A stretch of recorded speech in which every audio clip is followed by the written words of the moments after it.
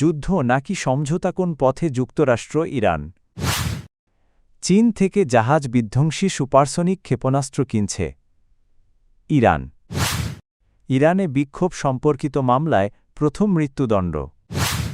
ইরানের অত্যাধুনিক যুদ্ধজাহাজের প্রথম মিশন সম্পন্ন। মধ্যপ্রাচ্যে ইরানকে ঘিরে যুক্তরাষ্ট্রের সামরিক উপস্থিতি ব্যাপকভাবে বেড়েছে। বিশ্লেষকদের মতে ২০০৩ সালের ইরাক যুদ্ধের পর এটিই অঞ্চলে সবচেয়ে বড় মার্কিন সামরিক সমাবেশ। ভূমধ্যসাগরে মোতায়েন রয়েছে বিশ্বের বৃহত্তম রণতরী ইউএসএস জেরাল্ড আর ফোর্ডার। আকাশ নজরদারিতে রয়েছে উন্নত সতর্কীকরণ বিমান। এ অবস্থায় প্রশ্ন উঠেছে, যুক্তরাষ্ট্র ও ইরান কি যুদ্ধের দিকে এগোচ্ছে, নাকি শেষ পর্যন্ত সমঝোতা হবে? বিশ্লেষকদের মতে পূর্ণমাত্রার যুদ্ধ হলে তেলের দাম ব্যারেল প্রতি $৯০ থেকে $২০০ পর্যন্ত উঠতে পারে, যা যুক্তরাষ্ট্রের অর্থনীতিতে বড় চাপ সৃষ্টি করবে।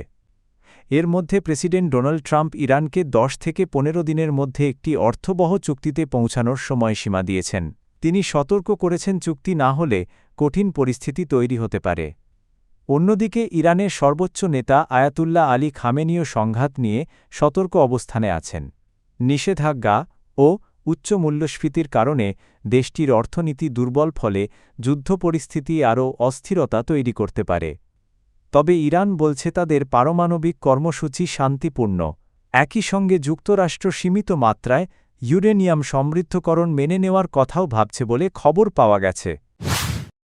ইরানের উপকূলের কাছে যুক্তরাষ্ট্র বড় নৌবহর মোতায়েনের প্রস্তুতি নিচ্ছে।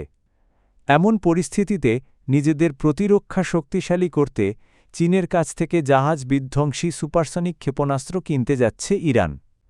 রয়টার্সের প্রতিবেদনে বলা হয়েছে, চীনে তৈরি CM-302 অ্যান্টি-শিপ ক্রুজ ক্ষেপণাস্ত্র কেনার চুক্তি প্রায় চূড়ান্ত পর্যায়ে রয়েছে। প্রায় ২৯০ কিলোমিটার পাল্লার এই ক্ষেপণাস্ত্র খুব নিচু দিয়ে দ্রুতগতিতে উড়ে শত্রু জাহাজের প্রতিরক্ষা ব্যবস্থা এড়াতে সক্ষম। বিশ্লেষকদের মতেই সুপারসনিক ক্ষেপণাস্ত্র ইরানের হাতে এলে সমুদ্রযুদ্ধে শক্তির ভারসাম্য বদলে যেতে পারে এবং মার্কিন নৌবহরের জন্য নতুন চ্যালেঞ্জ তৈরি হবে। সূত্র জানায়, ইরান ও চীনের মধ্যে এ নিয়ে আলোচনা কয়েক বছর ধরে চললেও সাম্প্রতিক আঞ্চলিক উত্তেজনার পর তা দ্রুত এগিয়েছে। তবে চীন আনুষ্ঠানিকভাবে এ বিষয়ে কিছু জানে না বলে দাবি করেছে। যুক্তরাষ্ট্র সরাসরি মন্তব্য না করলেও জানিয়েছে, ইরানের সঙ্গে হয় চুক্তি হবে, না হলে কঠোর ব্যবস্থা নেওয়া হবে। ইরানে জানুয়ারি সরকার বিরোধী বিক্ষোভ সংক্রান্ত এক মামলায় এক ব্যক্তিকে মৃত্যুদণ্ড দেওয়া হয়েছে বলে জানা গেছে। পরিবার ঘনিষ্ঠ সূত্রের বরাতে এ তথ্য জানিয়েছে বার্তা সংস্থা রয়টার্স। দণ্ডপ্রাপ্ত ব্যক্তি মোহাম্মদ আব্বাসির বিরুদ্ধে মোহারে বেবা সৃষ্টিকর্তার বিরুদ্ধে শত্রুতার অভিযোগ আনা হয়েছে। অভিযোগ করা হয়েছে তিনি এক নিরাপত্তা কর্মকর্তাকে হত্যা করেছেন। তবে তার পরিবার এ অভিযোগ অস্বীকার করেছে। এখনও ইরানের বিচার বিভাগ আনুষ্ঠানিকভাবে রায় ঘোষণা করেনি এবং সর্বোচ্চ আদালতের অনুমোদনও বাকি রয়েছে। অনুমোদন হলে এটি জানুয়ারির বিক্ষোভ সম্পর্কিত প্রথম মৃত্যুদণ্ড কার্যকর হবে।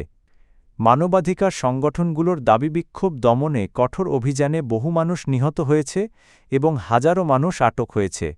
এদিকে যুক্তরাষ্ট্র আগেই সতর্ক করেছে, বিক্ষোভ সংক্রান্ত মৃত্যুদণ্ড কার্যকর হলে তারা কঠোর প্রতিক্রিয়া জানাতে পারে। দেশীয় প্রযুক্তিতে তৈরি ইরানের বিপ্লবী গার্ড বাহিনীর যুদ্ধজাহাজ শহীদ মাহদাভি প্রথম আন্তর্জাতিক মিশন সফলভাবে শেষ করেছে।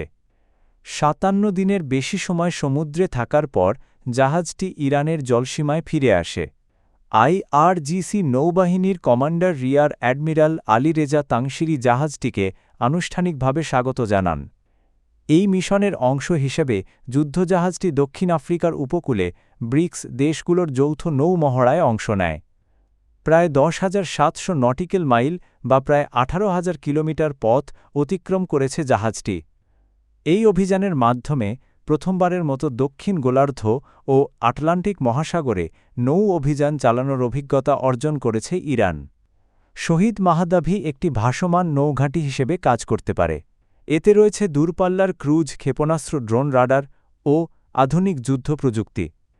বিশ্লেষকদের মতে এই মিশন ইঙ্গিত দিচ্ছে, ইরান এখন আঞ্চলিক সীমা ছাড়িয়ে বৈশ্বিক সমুদ্র উপস্থিতি বাড়াতে চায়।